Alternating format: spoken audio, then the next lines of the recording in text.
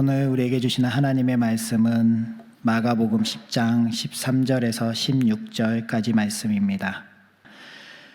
사람들이 예수께서 만져주심을 바라고 어린아이들을 데리고 오매 제자들이 꾸짖거늘 예수께서 보시고 노하시어 이르시되 어린아이들이 내게로 오는 것을 용납하고 금하지 말라. 하나님의 나라가 이런 자의 것이니라. 내가 진실로 너희에게 이르노니 누구든지 하나님의 나라를 어린아이와 같이 받들지 않는 자는 결탄코 그곳에 들어가지 못하리라 하시고 그 어린 아이들을 안고 그들 위에 안수하시고 축복하시니라. 아멘. 제 얼굴이 마치 꽃과 같이 빨갛게 달아올랐는데요. 요즘에 꽃이 많이 피었죠. 저도 지난주에 저희 아이와 모락산을 올라가면서 보니까 철쭉이 정말 진하게 이쁘게 피었더라고요. 야, 참 꽃 이쁘지 않니? 라고 이야기하면서 제가 무심결에 그래, 이 꽃도 얼마 지나지 않아서 또 지겠지? 이런 소리를 했습니다. 그랬더니 저희 딸아이가 걱정하지 마. 사계절 내내 지지 않는 꽃이 있어. 이러는 거예요. 제가 좀 자존심이 상했습니다. 제가 많이 산 건 아니지만 그래도 딸아이보다 많이 살았고 요즘에 좀 바쁘다고 시사에 조금 무관심하긴 했지만 새로운 기술이 개발돼서 사계절 지지 않는 꽃이 개발됐나? 이런 생각이 드는 겁니다. 그래서 물어보지 말고 찾아볼까 하다가 그래도 물어봤습니다. 궁금해서. 그래, 그 꽃이 뭔데? 그랬더니 딸아이가 웃음꽃. 네, 웃음꽃 사계절 내내 지지 않더라고요. 네, 사계절 지지 않는 웃음꽃이 우리 가운데도 계속되길 바랍니다.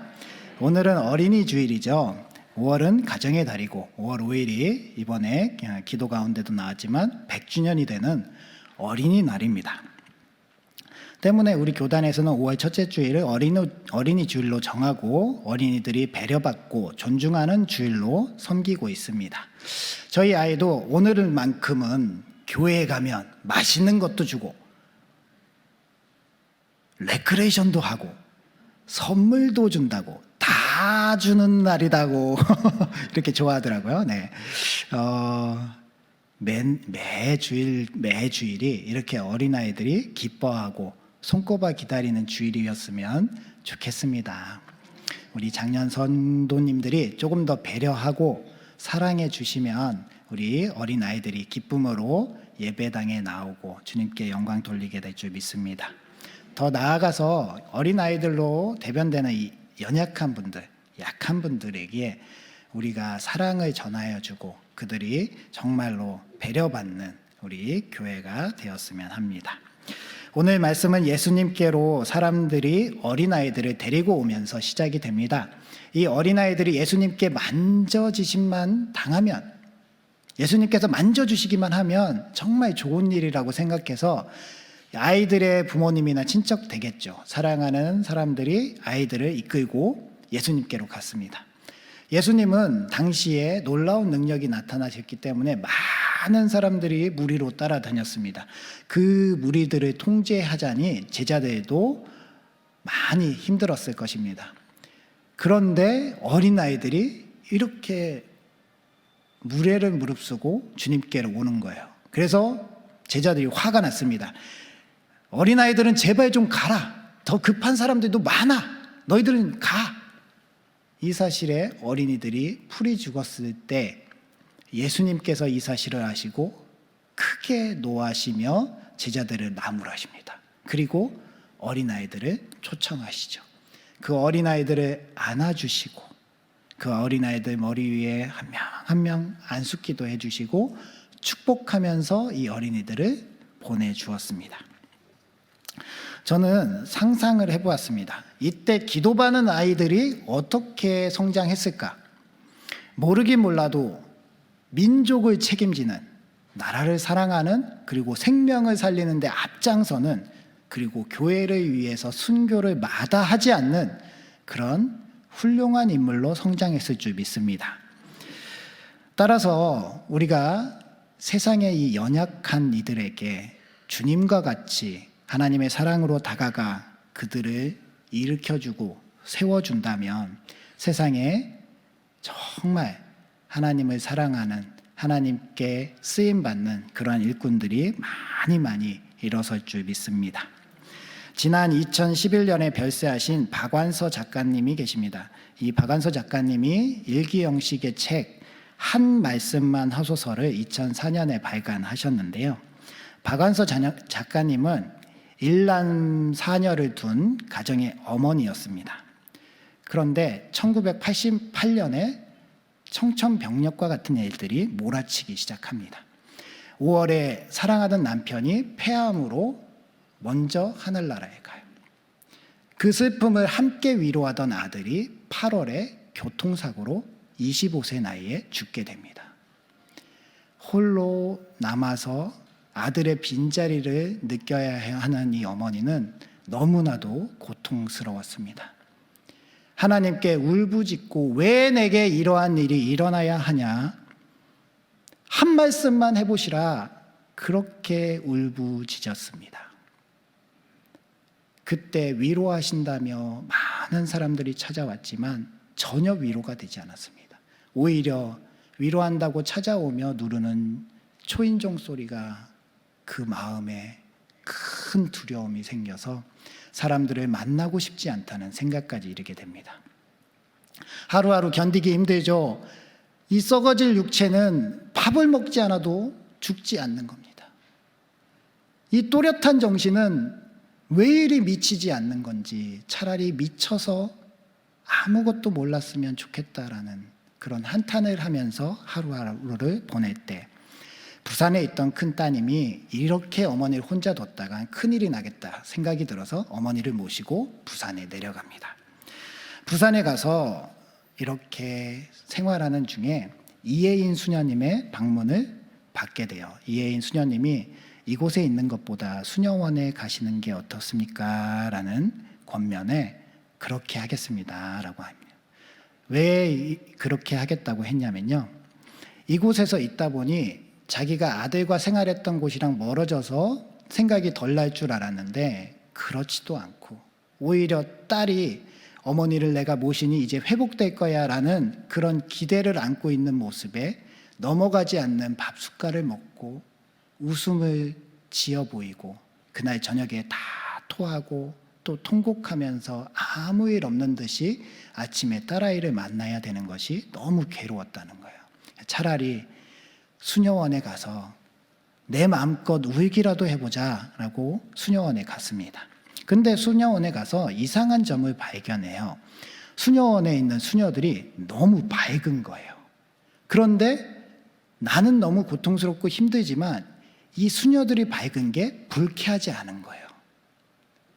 그리고 그곳에서 생활을 하다 보니까 수녀들이 밖에서 생활을 할 때 하찮게 생각했던 일용직의 그러한 일들을 하면서도 행복하게 하는 거예요. 어떻게 이럴 수가 있지? 전혀 가식이 느껴지지 않습니다. 움직이지 못하는 독거 노인들의 배변들을 받아내면서도 웃으면서 기쁨으로 감당하는 그 모습을 보면서 이 박완서 작가가 이것이 하나님께서 우리에게 주신 박애라는 사랑인가? 라는 그 사랑을 깨닫게 됩니다. 여기에 이렇게 의탁해 있으면서도 여기가 전혀 딴 세상처럼 보이는 것은 여기에는 내가 여지껏 생각해 본 적이 없는 전혀 새로운 사랑의 방법이 있기 때문이다. 그러면서 이 박애가 이 세상에 왜 필요할까라는 이유를 애써 찾아낸 것이, 그러나 이 세상엔 가족애로부터 버림받고 친구로부터 소외된 사람도 수없이 많은 걸 어찌하랴. 박애에 의탁할 수밖에 없는 사람이 있으므로 가족을 떠나 보다 넓은 사랑을 실천하려는 사람을 따로 부르실 수밖에 없지 않았을까. 이렇게 애써 그 사랑을 인정합니다. 그때 이 박완서 작가가 머물던 방 옆에 한 어머니가 와요. 이 어머니가 계속 슬퍼서 웁니다. 무슨 사연이 있나 궁금했는데 이 어머니가 스스로 박완서 작가를 찾아와요. 문을 두드리고 위로받기 위해서 눈물을 흘리면서 이렇게 얘기합니다. 자기 딸아이가 이곳의 수녀입니다. 이 딸아이가 바깥 세상에 있을 때 너무나도 아파서 하나님께 기도했는데 하나님께서 기적적으로 고쳐주셨어요. 그랬더니 이 딸아이가 갑자기 수녀가 되겠다고 생떼를 쓰더라고요. 그래서 이 딸아이를 말려도 보고 때려도 보았지만 안 돼서 수녀가 되었습니다. 그러면 이 모진 딸이 잘 살아야 되는데 또 아프네요. 어떡합니까? 라고 막 눈물을 흘리면서 우는 거예요. 박완서 작가가 이렇게 얘기를 합니다. 나는 외아들을 잃은 애미입니다. 너무 차갑게 이렇게 얘기를 하는 본인의 스스로 놀랍니다. 이 사실을 들은 이 말을 들은 수녀의 어머니는 깜짝 놀라서 자기의 방으로 황급히 사과도 제대로 못하고 도망가요. 그래, 내가 더 큰 고통을 당했으니 저 사람의 고통이 위로를 받았겠지, 이렇게 생각을 하고 넘어가서 다음날 아침에 보니까 여전히 식사도 못하고 슬퍼하고 있는 거예요. 식당에서 마주친 그 어머니 앞에 딱 앉아서 보란 듯이 아들을 잃은 나도 이렇게 잘 먹는데 코자크 아픈 것 같고 그렇게 우는 당신은 잘못된 거다라고 호승심에 밥을 우걱우걱 밥을 다 먹습니다. 여태 밥을 못 먹었던 그 마음이 전혀 생각나지 않고 오로지 그 여자에게, 어머니에게 우월한 감으로 그 밥을 다 먹고 숟가락을 딱 내려놓고 방으로 돌아와요. 그런데 이게 웬일입니까? 여지껏 못 먹었던 그 위장이 난리가 난 거예요. 배가 틀어지고 막 토하고 싶어서 손가락을 넣어봐도 토할 수도 없고 소화제를 먹어도 소화도 안 되고 떼굴떼굴 굴르다가 애쓰다 기진맥진해서 병기를 간신히 붙잡고 무릎을 꿇고 안에 들었던 아까 먹은 음식물을 다 개워내고 나서 이렇게 힘이 쭉 빠진 상태로 자신을 보게 됩니다. 그때 하나님께서 자기가 얼마나 추악한 죄인인지 깨닫게 하시는 거예요. 한 말씀도 안 하셨지만 자기의 마음속에 커다란 회개의 마음이 일어납니다. 나는 남에게 뭘 준 적이 없었다. 물질도 사랑도 내가 아낌없이 물질과 사랑을 나눈 범위는 가족과 친척 중에 극히 일부와 소수의 친구에 국한돼 있었다. 그 밖에 이웃이라 부를 수 있는 타인에게 나는 철저하게 무관심했다. 주지도 않고 받지도 않는 타인에 대한 철저한 무관심이야말로 크나큰 죄라는 것을, 그리하여 그 벌로 나누어도 담이 없는 태산과 같은 고통을 받았음을 나는 명료하게 깨달았다. 하나님께 아들을 빼앗겨서 원망과 분노가 가득했던 어머니는요, 왜 내게 이런 고통을 주십니까? 한 말씀만 하시라 부르짖던 그 기도는 왜 나이면 안 되는가? 라는 기도로 변하게 됩니다. 도저히 헤아나올 수 없는 고통 속에서 아들이 현실에 없는 것은 변함이 없지만 다시금 일어설 수 있는 힘과 용기를 얻게 됩니다. 이렇게 고백하십니다. 역설적인 얘기가 될지 모르지만 나의 홀로서기는 내가 혼자가 아니었기 때문에 가능했다고 생각한다. 가까이서 멀리서 나를 염려해 준 여러 고마운 분들을 비롯해서 착한 딸과 사이들, 사랑스러운 손자들 덕분이다. 주여, 저에게 다시 이 세상을 사랑할 수 있는 능력을 주셔서 감사합니다. 그러나 주여 너무 집착하게는 마옵소서. 이런 기도로 책을 마무리하게 됩니다. 정리하자면요, 이 세상에서 겪을 수 있는 고통 중에 가장 큰 고통을 겪었지만 그 무엇과도 바꿀 수 없는, 눈에 넣어도 아프지 않는 아들을 먼저 세상을 떠나보냈지만 그 사랑이, 하나님께로부터 받은 그 사랑이 마음을 위로하고 회복시켰다는 사실입니다.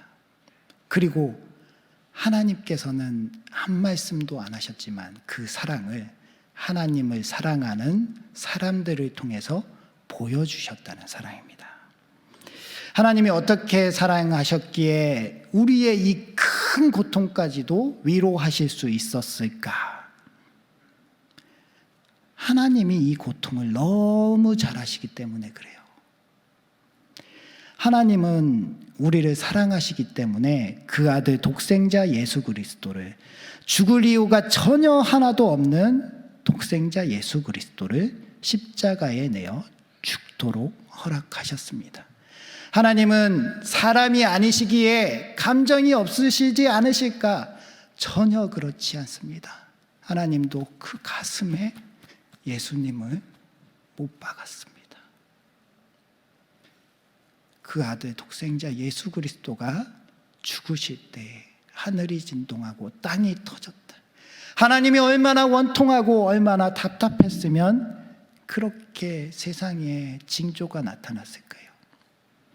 그 하나님이 사랑하셨기 때문에, 우리를 사랑하셨기 때문에, 그 고통과 슬픔을 다 감내하셨기 때문에 하나님의 사랑만이 우리의 아픔과 슬픔을 치유할 수가 있는 것입니다. 그리고 그 하나님의 고귀한 사랑을 우리가 맡았습니다. 우리가 하나님의 그 사랑을 맡은 자로 세상에 나가서 아파하고 슬퍼하고 고통받는 자들에게 이 하나님의 사랑을 전하고 다시금 일어설 수 있도록 해야 할 사명이 우리에게 주어진 것입니다. 따라서 오늘 말씀을 같이 나누시면서 하나님의 아들이신 예수님께서 연약한 자들을 어떻게 다시 일으켜 세우셨는지를 보며 우리도 이 사랑을 실천해가는 저와 여러분들이 되시길 주님의 이름으로 축원드립니다. 마가복음 10장 3반절과 16절 말씀에 예수님께서는 이렇게 몸소 행하셨다고 기록되어 있습니다. 예수님께서 보시고 노하시어 이르시되 그 어린아이들을 안고 그들 위에 안수하시고 축복하시니라. 우리가 연약한 이들을 다시 일어설 수 있도록 예수님을 닮아간다면 연약한 이들은 다시 힘을 내서 일어설 것입니다. 그러기 위해서 첫 번째, 예수님처럼 연약함에 무관심해서는 안 됩니다. 14절 말씀에 예수님께서는 이 어린아이들을 막는 제자들을 향해서 노하셨다라고 기록되어 있습니다. 여기에 노하셨다라고 기록된 그 단어는요, 에간악테세네라는 원어로 크게, 많이라는 뜻을 가지고 있는 아간과 슬퍼하다, 탄식하다라는 뜻을 가진 아코마이가 결합된 합성어입니다. 크게 탄식하셨다는 뜻이죠. 제자들이 예수님께서 이 땅에 오셔서 함께 숙식을 하면서 보여주셨던 하나님의 뜻과 예수님의 길을 오인하고 오히려 연약한 아이들을 돌려보내려고 했던 그 제자들에게 탄식하심이고요. 또 한 가지는 그렇게 제자들에게 모멸감과 자존감을 상처를 받은 어린아이들을 회복시키시기 위해서 예수님께서 크게 노하셨다라는 것입니다. 우리도 이 세상에 많은 사회적 부조리와 약자들이 겪고 있는 그 슬픔을 무시하고 무관심해서는 안 됩니다. 우리가 그들을 대변할 수 있는 주님의 제자들이 되어야 할 줄 믿습니다. 조세희 작가가 난장이가 쏘아 올린 작은 공이라는 책에 이런 글귀가 있습니다. 폭력이란 무엇인가? 총탄이나 주먹만이 폭력이 아니다. 우리의 도시 한 귀퉁이에서 젖먹이 아이들이 굶주리는 것을 내버려 두는 것도 폭력이다.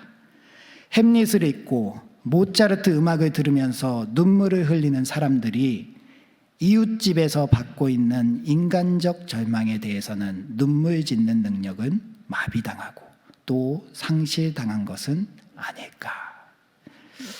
우리나라와 거리는 많이 떨어져 있지만 우크라이나에서 전쟁이 일어났습니다.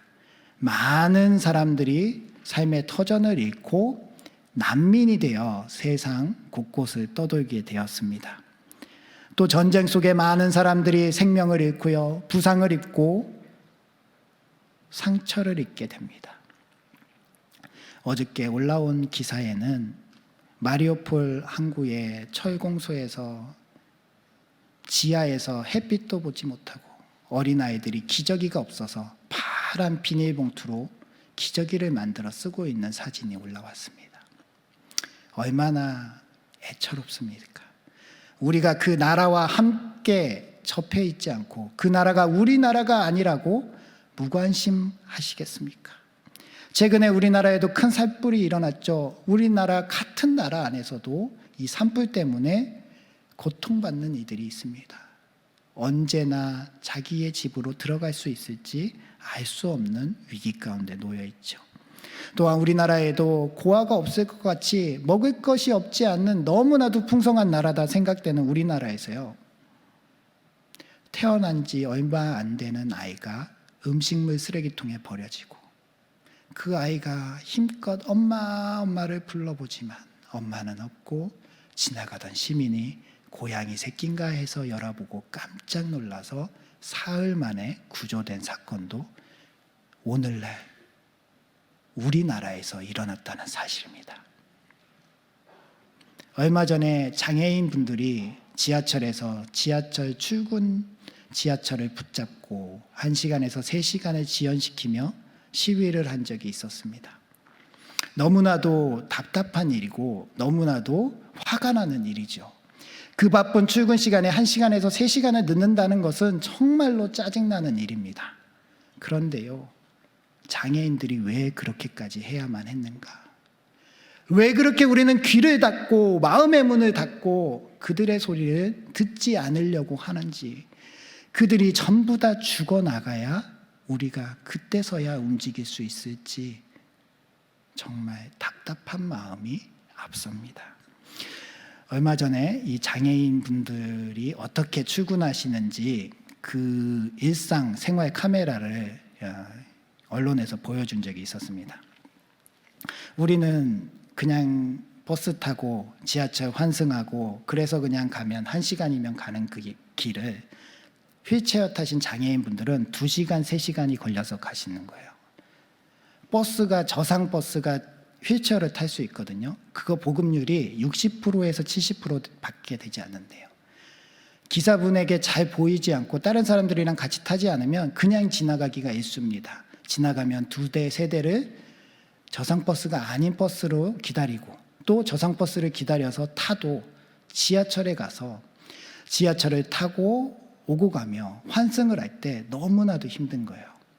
저는 환승할 때 여태껏 그렇게 환승하는 방법을 생각해 본 적이 없었습니다.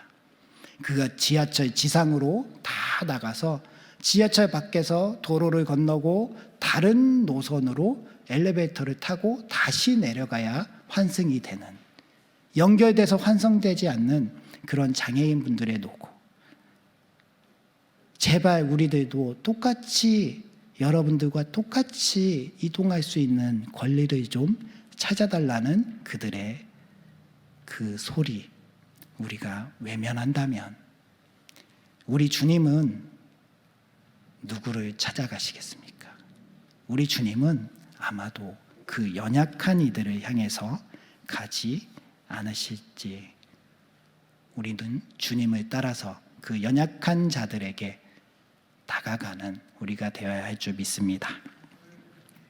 다음으로 예수님처럼 연약한 이들을 안아줄 수 있는 우리가 되어야 합니다. 코로나19라는 전염병 때문에 우리는 많이 관계성이 깨어졌습니다. 서로 길을 가다가 스치기만 해도 왠지 소독해야만 할 것 같은 불쾌한 감정이 듭니다. 오늘도 이렇게 산부 예배 많은 분들이 오셨지만 더 많은 분들이 와서 어깨를 닿게 되면 어떻게 할까 염려하셔서 오늘도 온라인 예배를 드리시는 분들이 계실 수도 있습니다. 하지만 우리는 하나님께서 서로 위로하고 서로 함께 하라고 지어진 존재입니다. 코로나19가 있기 전에 정말 좋은 캠페인이 하나 있었습니다. 바로 프리허그 캠페인입니다. 아시겠지만 그 공공장소에 이런 프리허그 네, 이런 팻말을 들고 서 있으면 사람들이 와서 아무 말 하지 않고 그냥 앉는 거예요. 안으면서 서로 위로를 받는 겁니다. 그래, 사람 대 사람으로 이렇게 안는 것이 참 따뜻한 일이었지. 내가 힘들고 어려울 때 나를 안아주는 사람이 없어서 힘들었는데 안으니 참 좋다라는 생각들을 많이 했었습니다. 우리 예수님께서도 연약한 어린이들, 상처받은 어린이들을 안아주었어요. 이 어린이와 심장을 맞대고 서로의 심장 소리를 들으며 꼭 안아주셨습니다. 우리도 그렇게 예수님처럼 안아줄 수 있는 우리가 되어야 할 줄 믿습니다. 눈치가 빠르신 분들은 이 자리에서 목사님이 또 안으라고 하면 어떡하지? 옆에 분들을 슬쩍슬쩍 보니 모르는 사람인데 라는 생각을 하실 수도 있죠. 제가 코로나19만 아니었으면 안아보라고 할 텐데. 네, 제가 한 번은 전화 신방을 하는데 집사님 남편분이랑 사랑한다고 고백도 하시고 좀 안아드리세요. 그랬더니 아이고 목사님 그런 소리 마세요. 징그러워요. 가족끼리 그러는 거 아니죠? 네. 그런데요, 우리 주님께서는 안아주라고 하세요. 서로 안아주고 서로 위로해주고 서로 사랑을 고백한다면 이 세상이 조금 더 아름다워지지 않을까요? 오늘 우리 옆에 계신 분들을 안아주진 못하지만 마음 같아서는 안아주고 싶지만 옆에 분들에게 5월 사랑의 언어 사랑합니다 웃으시면서 고백하면서 우리의 따뜻한 마음을 전해보도록 하겠습니다. 사랑합니다. 네, 다 괜찮습니다. 우리 하나님께서 우리 가운데 위로함을 전해주실 줄 믿습니다. 우리가 건넨 따뜻한 사랑의 인사가 우리를 다시금 이 삭막한 세상에서 살맛나는 세상으로 변화시켜 줄 것입니다. 세 번째로 예수님처럼 기도해 주어야 합니다. 기도는 능력입니다. 예수님께서는 예수님의 이름으로 기도한 것을 반드시 이루어 주신다고 약속하셨습니다. 요한복음 14장 13절 14절 말씀을 다 같이 읽어보겠습니다. 시작. 너희가 내 이름으로 무엇을 구하든지 내가 행하리니 이는 아버지로 하여금 아들로 말미암아 영광을 받으시게 하려 함이라.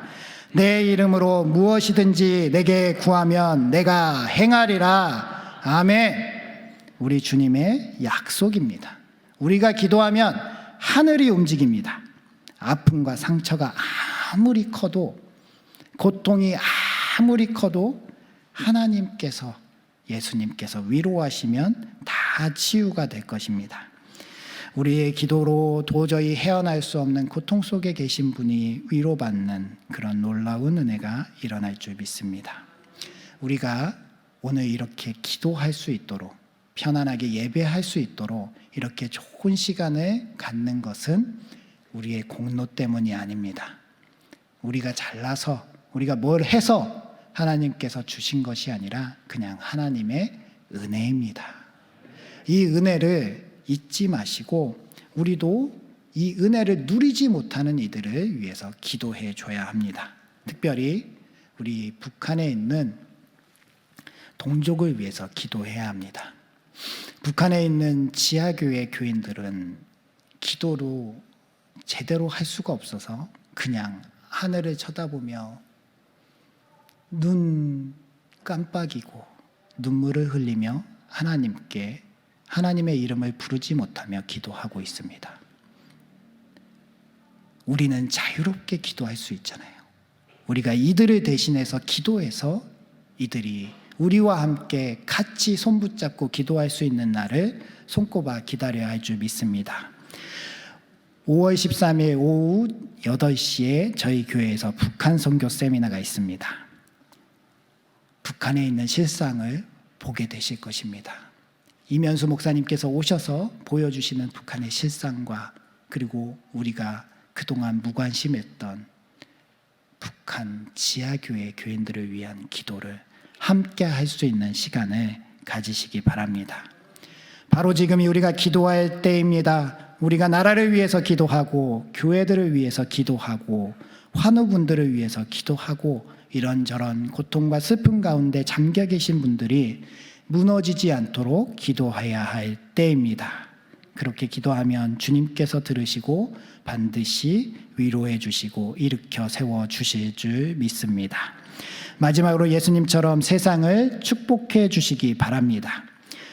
죄로 타락한 세상이지만 하나님께서는 그 아들을 주시기까지 사랑한 세상입니다. 요한복음 3장 16절 17절에 이렇게 고백하시죠. 하나님이 세상을 이처럼 사랑하사 독생자를 주셨으니 이는 그를 믿는 자마다 멸망하지 않고 영생을 얻게 하려 하심이라. 하나님이 그 아들을 세상에 보내신 것은 세상을 심판하려 하심이 아니요 그로 말미암아 세상이 구원을 받게 하려 하심이라. 아멘. 세상을 향한 가장 큰 축복이 무엇입니까? 바로 예수 그리스도를 전하는 것입니다. 세상을 향한 가장 순수한 사랑이 무엇입니까? 바로 예수 그리스도를 전하는 거예요. 우리가 서로 사랑하고 복음을 전하면 세상은 행복한 세상으로 변하게 돼 있습니다. 말씀을 정리하겠습니다. 사도 요한이 예수님의 제자로 예수님의 말씀을 증언하다 포로로 붙잡혀서 반모섬에서 유배를 하게 되었습니다. 오랜 기간을 유배하면서 요한계시록도 기록하고, 그러다가 로마의 도미티아누스 황제가 암살당하여 사도 요한이 유배지에서 풀려나게 됩니다. 에베소 교회에 가서 설교를 하며 지내면서 요한일서를 기록하죠. 그 요한일서에 90이 넘어서 연약한 육체 가운데 그 오랜 기간 예수님을 따르고 하나님을 섬겼던 그 믿음의 정수로 고백하는 것은 하나님은 사랑이시라는 사실입니다. 요한일서 4장 7절 8절 말씀입니다. 사랑하는 자들아 우리가 서로 사랑하자. 사랑은 하나님께 속한 것이니 사랑하는 자마다 하나님으로부터 나서 하나님을 알고 사랑하지 아니하는 자는 하나님을 알지 못하나니 이는 하나님은 사랑이심이라. 이 사랑을 우리가 맡았습니다. 오늘도 연약함 속에 힘들어하는 이들을 향해서 우리가 그들을 향해서 대변해주고 그들을 안아주고 기도해주고 그리고 축복해줄 수 있는 저와 경기중앙교회 성도님들 되시길 주님의 이름으로 축원드립니다. 우리를 사랑하시고 우리 가운데 역사하시는 아버지 하나님, 우리가 무엇이간데 독생자 예수 그리스도를 주시고 우리의 죄를 사하여 주셨나이까? 우리는 죄 많고 허물 많은 사람들이지만 주님의 대신 죽으심으로 말미암아 죄사함을 받았습니다. 그 큰 사랑으로 말미암아 저희들은 너무나도 감사하고 은혜 가운데 있습니다. 하지만 오늘도 그 사랑을 확인하지 못해서 눈물 흘리고 슬퍼하고 아파하는 이들이 우리 주변에 너무나도 많이 있습니다. 하나님, 우리가 그들을 향해서 무관심하고 지나치지 않게 하여 주시옵소서. 우리가 그들을 품어주고 안아줄 수 있게 하여 주시옵소서. 그들의 아픔과 슬픔이 내 기도처럼 기도하게 하여 주시옵소서. 또한 그들이 이 세상을 마음껏 살아갈 수 있도록 축복하게 하여 주시옵소서. 아버지 하나님께서 우리와 함께 계심에 감사드리오며 이제는 우리 주 예수 그리스도의 은혜와 하나님의 무한하신 사랑하심과 성령님의 감화감동 교통 인도하심이 하나님의 사랑을 들고 세상에 위로하며 세상을 사랑하기로 결단하는 우리 경기중앙교회 위에 이제로부터 영원토록 함께 하시기를 축원하옵나이다. 아멘.